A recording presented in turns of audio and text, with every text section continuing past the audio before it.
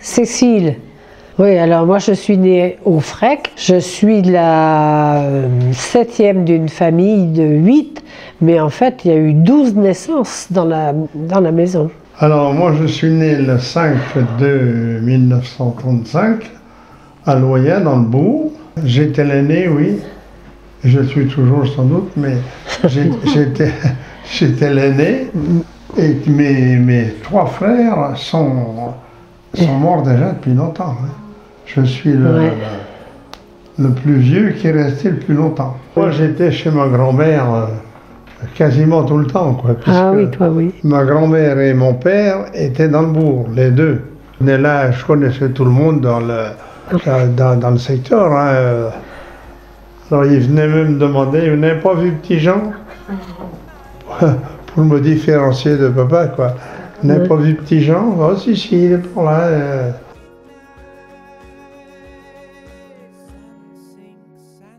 Les choses principales, c'est la guerre aussi, quoi. Hein. Oui, c'était la guerre. C'est la guerre aussi.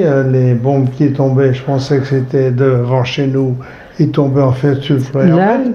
C'était beaucoup plus C'était l'ancien étang, là. Là, ici, là. L'étang a été construit sur le trou de bombe. C'était un trou de bombe au départ, oui. Ça a été agrandi quand même. On disait toujours le trou de bombe. Oui. Ah oui, c'est impressionnant quand même, hein. Ça fait peur. Hein. Moi, je devais avoir 6 ans à l'époque, mais toi, tu étais plus âgé. J'avais 10 ans, quoi. Oui, alors là déjà, puisque... là on se rappelle, hein. Plus. Oui, je me rappelle aussi le jour qu'ils ont emmené tous les jeunes de Loyat, qu'ils ont envoyés en Allemagne et qui sont restés là-bas, la plupart. Hein. Ah oui. Oui, moi j'ai vu tous les gens rassemblés autour de l'église, avant d'aller à Guillier. Ils allaient à Guillier là-bas. Et puis à Guillier, donc il leur fallait tant de personnes pour contrebalancer le type l'Allemand qui avait été tué du côté de Néant, je ne sais pas où, là. Oui. Alors, il les comptait, et puis papa me dit qu'il y avait 2 groupes.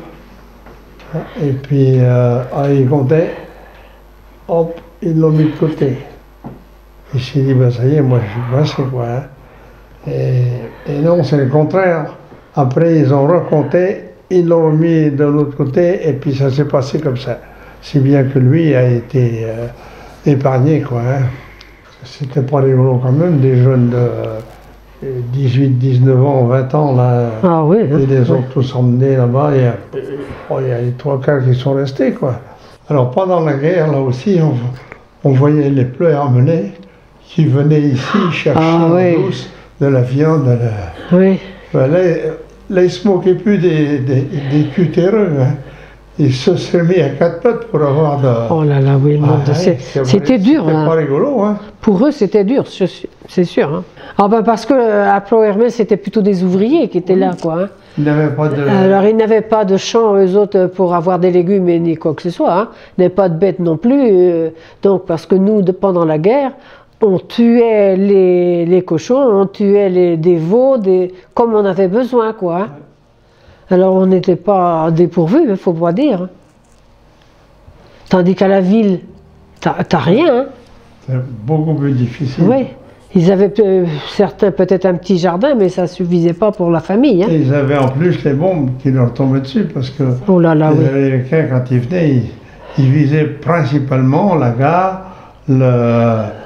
tout ce qui pouvait remuer, tout ce qui pouvait gêner. La progression des Allemands, quoi. Des jeunes capables de partir les concurrencer, quoi. Hein.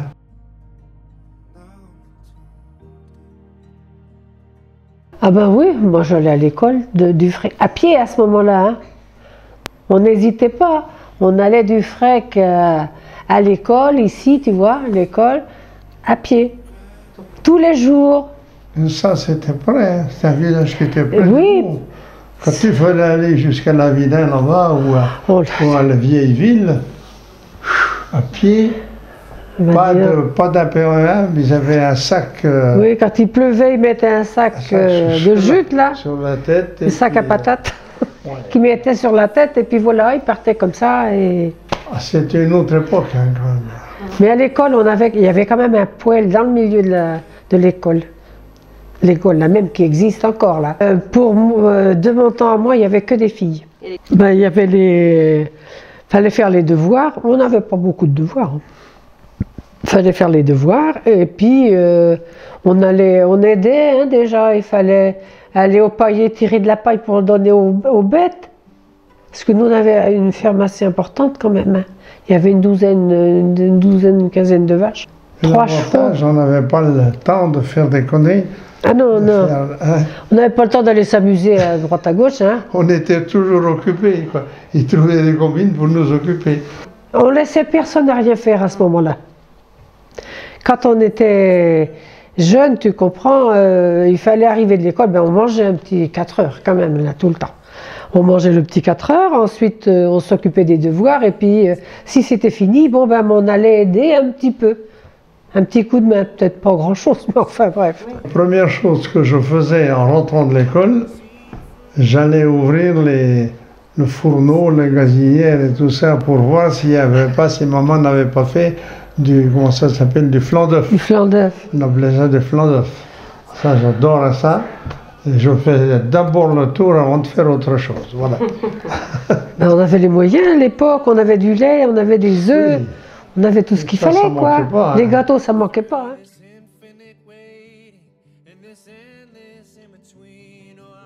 Nous, on n'a pas eu de misère au niveau de la bouffe. Ah non. Non, la guerre ne nous a pas... Non, pas gênés au point de vue bouffe, non. On avait tout ce qu'il fallait à manger, et de la viande, et tout ce qu'on veut, et du pain, parce qu'on faisait le pain aussi. Il y avait un four dans le haut du village, là. Qui appartenait à la ferme qu'on louait. Le four, ça faisait partie. Il y avait un four partout, quasiment. Oui, alors là, pour le pain, on s'arrangeait. Il y avait donc nous, il y avait Tagnou, qui avait aussi une ferme. Il y avait les Tempiers aussi, il y avait une petite ferme.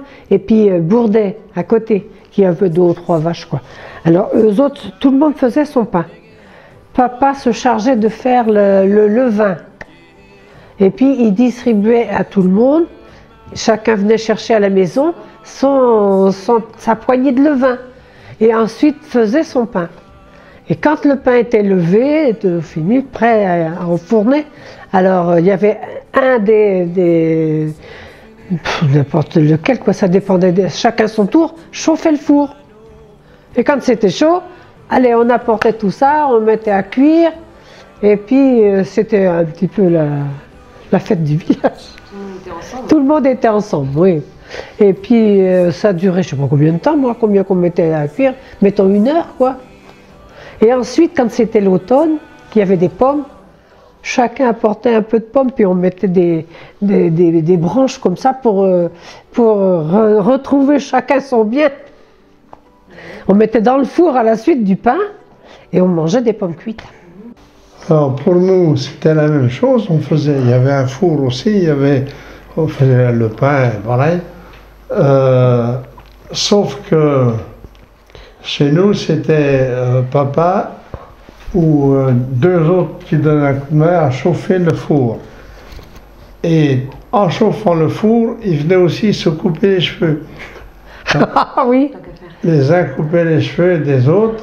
Alors là, c'était la grande rigolade. Hein, ils se marraient comme des fous. C'était la belle.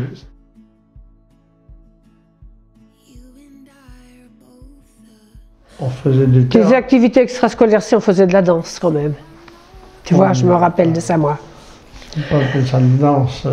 Oui, mais si, la sœur, là, elle faisait les choses bien. Hein.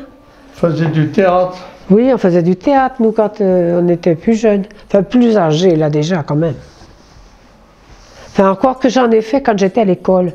Parce qu'elle m'avait fait un petit bonnet, tu sais, pour costumer un peu, là. Elle m'avait cousu ça pendant le cours à l'école, et puis elle m'avait mis, parce que c'était, je me rappelle pas comment que c'était le titre, mais en tout cas il y avait tout un long machin à apprendre par cœur.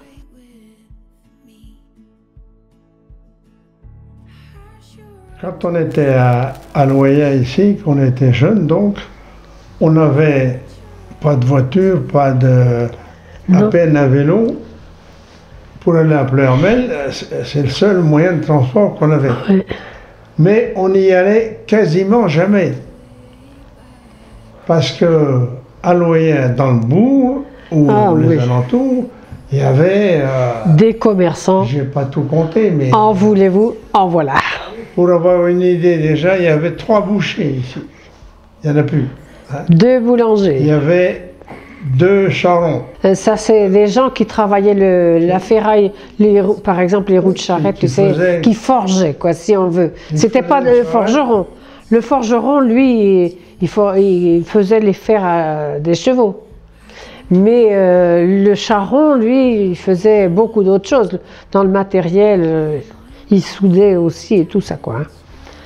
Des menuisiers, il y en avait combien? Il y avait 4 au moins. Oui, des menuisiers. 4 menuisiers. Un ébéniste. En bas, là, au pont, là. Un ébéniste qui faisait du... Oh, oui, bien. Ouais. Il était très adroit. On avait des couvreurs, on avait même un grossiste en quincaillerie. En quincaillerie, oui, qui faisait le Loya plus les alentours. Des cafés, il y en avait. Ah, mais on a des cafés. Dans le milieu du bourg, là, il y en avait 1, 2, 3, 4. 4 autour de l'église, 5 autour de l'église. C'est pour dire, hein. Oui, il y avait de la vie. Tandis que maintenant, on est non. On n'avait pas besoin d'aller à l'extérieur. On avait toujours place. Tandis que nous, au Frec, là, déjà, on allait plus sur la ville. Ah oui. Oui. Ben, on était déjà sur la route, quoi, hein, en fait. Alors, nous, on allait facilement. Moi, j'allais, par exemple, quand j'étais jeune, chercher du poisson à Plohermel tous les vendredis, par exemple. Et donc en vélo? Oui, à vélo, cyclomoteur. À 14 ans, j'ai eu ma mobilette. Alors, quand même là, j'allais chercher. Et puis, on portait le beurre aussi chez les gens. Parce que nous, on vendait notre beurre. La proximité de la ville, c'est pas... ça apporte quelque chose quand même, tu vois. Et même la pomme à couteau, on avait pas mal de pommes de garde là. Bon, ben, on vendait aussi ces pommes-là. Les gens venaient chercher. Ils venaient même chercher du pain. C'était les fortunés de l'époque, c'était les grands Manitou. Mais non, mais la proximité de la ville faisait que.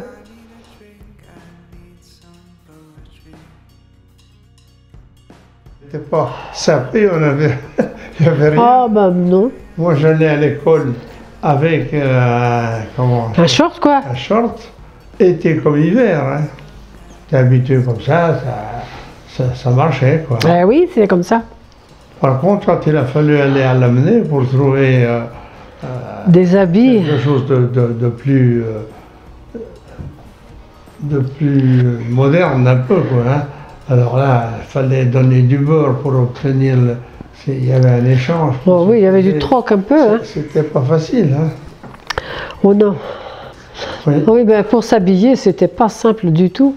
Quand même, parce que tu vois, mes sœurs aînées se sont mariées en 48. J'avais 10 ans, moi.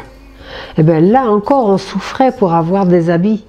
Tu sais, il fallait agir par échange, quoi. Hein. La tenue de la semaine et la tenue du dimanche? Oui, c'est ça. Attention, hein. Et oui, oui. Pas mélanger les non, deux, mais là, tu vois, les robes de mariée, c'est pas le tout, hein, pour trouver des robes de mariée. Ben, c'était Madame Rousseau qui avait le grand magasin là-bas. Elle venait aussi à la maison pour avoir à bouffer, sans doute. Mais alors, elle nous avait trouvé des habits, mais... Et je me rappelle que la tenue que j'avais, moi, c'était c'était du tissu venant de Paris. Parce que j'avais une tante qui était à Paris. Et elle avait envoyé un rouleau de tissu à la maison pour arriver à avoir de... Parce qu'on n'avait pas tout ce qu'on voulait. Hein. Là, il n'était pas question de jeter ses vêtements après deux fois les avoir portés, hein. On les usait jusqu'au bout. Et on faisait des grands ourlets pour pouvoir allonger quand ça grandissait.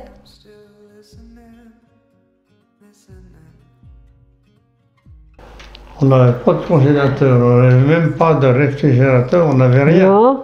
Mais qui est dans la Alors, les gens La n'étaient cave. quand même pas des imbéciles. Les cultivateurs, ils tuaient un porc, par exemple, par mois. Ils gardaient pour eux et ils envoyaient le surplus aux voisins. On Et le distribuait. voisin faisait la même chose quand il tuait son... Ouais. Parce qu'on faisait de la charcuterie quand Voilà. même. Alors on envoyait à tout le monde du coin, on leur envoyait un morceau de saucisse, un boudin, Oui, un oui. morceau, une tranche de pâté. Et puis ça dépendait, je sais pas trop moi, une tranche de viande peut-être, je ne sais pas. Alors en tout cas, ça, on envoyait ça, mais c'est pour que ça perde pas. Et puis quand Ça, les c'était autres, pas idiot, hein. mais quand les autres tuaient un cochon, mais ils faisaient la même chose. C'est bien qu'on avait de temps en temps de la viande fraîche comme ça.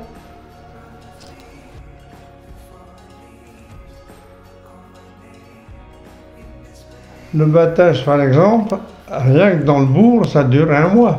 Oh là là. On allait d'une maison dans l'autre, d'une ferme dans l'autre, pendant un mois. Alors c'était, Ouais. pour finir, c'était marrant parce que on fêtait les...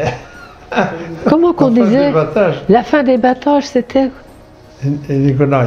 les Nicolai. Quand il y avait la fête, là. On disait ça. Les Nicolai. Alors, c'était la grande fête, forcément.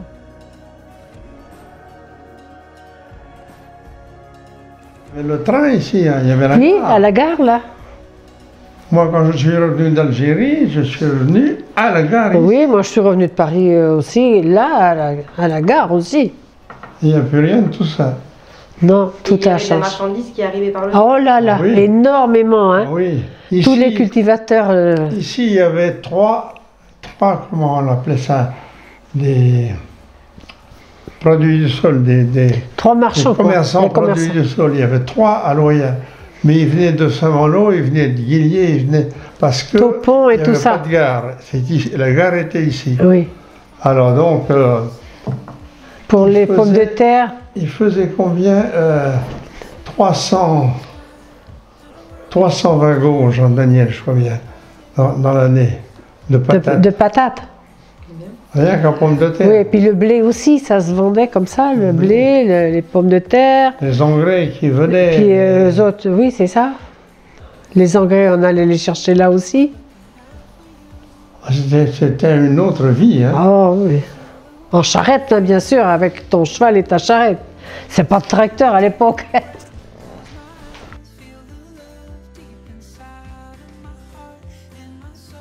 On a dû en faire, oui. Bon, sans doute, oui. Voilà.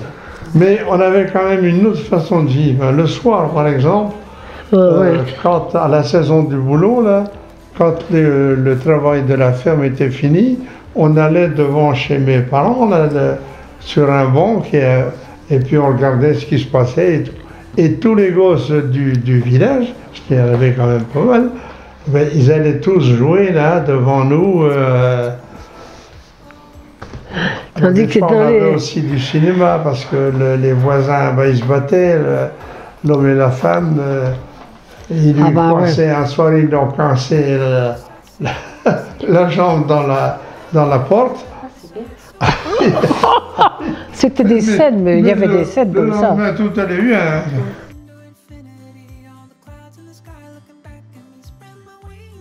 Oh ben nous, il y a eu la GAC quand même.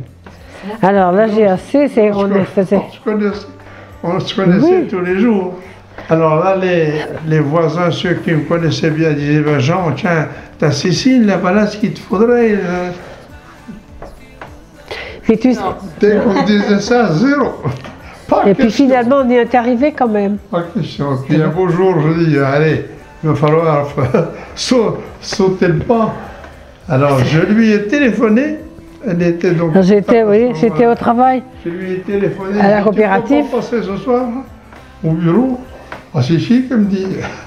Et là, j'ai dit, bah tiens, j'ai envie de... Tu me fais envie maintenant.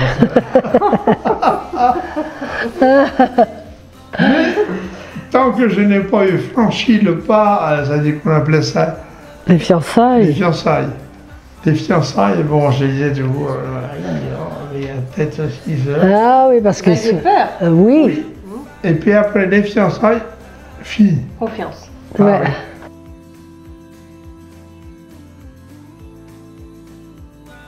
Quand même été heureux, quoi. Dans notre jeunesse, moi je... Ah oui, c'est pas la même vie que maintenant. Hein. Ah, pas du tout. Non, mais si bien du que tout. on a du mal à s'adapter quand même à tout ce qui est nouveauté, comme les... Enfin, c'est pas des nouveautés maintenant, mais tous les ordinateurs et tout le machin, nous, on n'a Voilà. jamais connu ça. Voilà. Même pas moi dans mon boulot. Quand on s'est mariés, donc c'était en 66 qu'on a eu notre télé, nous. Tu vois? Et on allait, si on avait besoin de téléphoner, on allait chez le boucher. Oui. Qui lui avait... Qui appelait soit si on avait besoin de vétérinaire ou de je sais pas tout quoi, moi, médecin même aussi, tout. en même Et temps. mais l'électricité, on l'avait pas non plus. Hein. Moi, Si, dans le bourg. oui, dans le bourg, il y avait, mais dans les villages, c'est arrivé, j'avais 10 ou 11 ans. Là, je ne vais pas dire exactement, mais c'est 10 ou 11 ans. Quand on était petit comme toi, là, Ouais. hein, eh ben, on allait, pour se distraire le soir, on se rassemblait toute la famille autour de la cheminée. Ah oui. Il y avait un grand feu dans la cheminée, et puis chacun faisait son petit truc. Des fois, les gosses des voisins venaient, et puis mais on se marrait bien. Des bosses de rire, ça durait toute la soirée, quoi. Hein.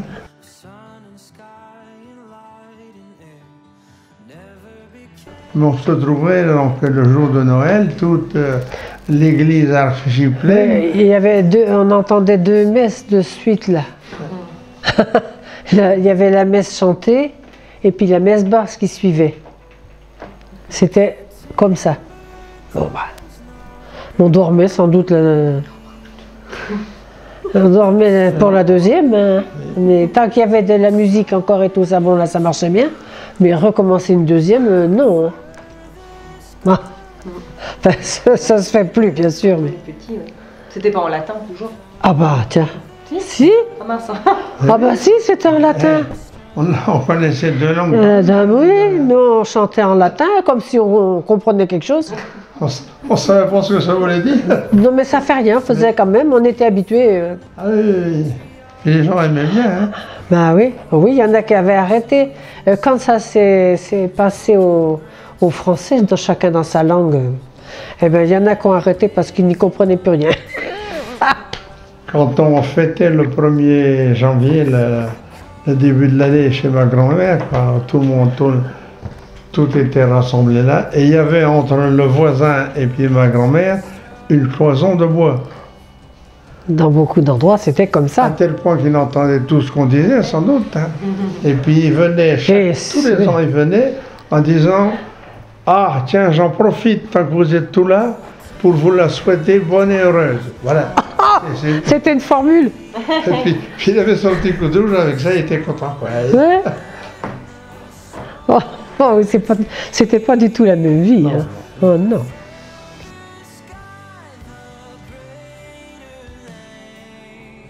Par contre, il y avait quand même les Bretons et les Gallos. Oui, mais Les ça Bretons, c'est ce sont plus ceux général qui dans le parlent département. Breton. Hein. Et je suis allé, moi, dans le Finistère, là, pour travailler avec une vieille dame, là. J'ai dû aller chercher le maire pour qu'il me traduise. Oui. Elle ne connaissait pas un mot de français. Non. C'est la seule que j'ai vue comme ça, mais... Moi j'en ai eu une aussi qui connaissait pas le voulait français. écrire à sa fille, mais seulement elle ne pouvait pas parce que la fille parlait français et puis elle seulement breton. Alors comme elle ne savait pas écrire non plus, alors moi je faisais son courrier. Mais C'est à Logminé, hein. C'est pas dans le Finistère, mais à Logminé. ce qui n'était pas bien quand même, c'était cette animosité qu'il y avait entre les Bretons et les Gallos. Oui. Les Bretons nous prenaient, nous, pour des imbéciles, les Gallos. Des retardés plutôt. Des retardés, des... Oui. Mais nous, on se disait, cause toujours, tu m'intéresses, on n'a rien à foutre. Puis maintenant, tout ça, c'est fini. Hein. Oui, oui, mais ça se faisait encore du temps qu'on était à Locminé. Hein. Quand j'ai commencé, moi. Ah oui, ça se faisait. Ouais. Parce que j'ai eu quelqu'un, moi, un matin, qui est arrivé, il était fumasse. Et puis il me dit comme ça, ah, vous vous rendez compte, mon fils est allé travailler à Questembert, dans le pays gallo. Ah bon? Je dis, qu'est-ce qu'il y a de mal à ça? Oh, ben quand même, il me dit, on va pas dans le pays gallo, on est quand même nous plus évolués. Hein. Ah ben je dis, celle à qui vous parlez, elle vient aussi du pays gallo. Ah bon? Ben je dis oui. Puis je viens quand même travailler pour vous à Locminé. C'était assez... Mais à ce point-là, tu vois, hein, pour le dire. Hein. À Saint-Aloïs et Buléon, c'est deux communes limitrophes. Jamais un garçon de Buléon, par exemple, ça allait chercher une fille à Ah ben non. 3 ans, net. Parce qu'il y en a un qui était breton, l'autre qui était gallo. Ça tient pas de vous louper, quoi.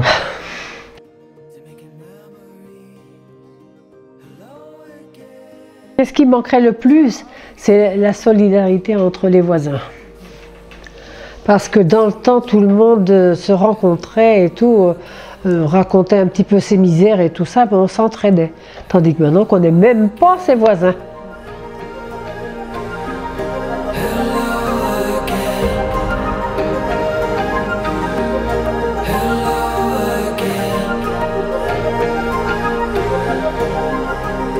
Wave goodbye to all the fears. When it's all of us, they disappear. Yeah.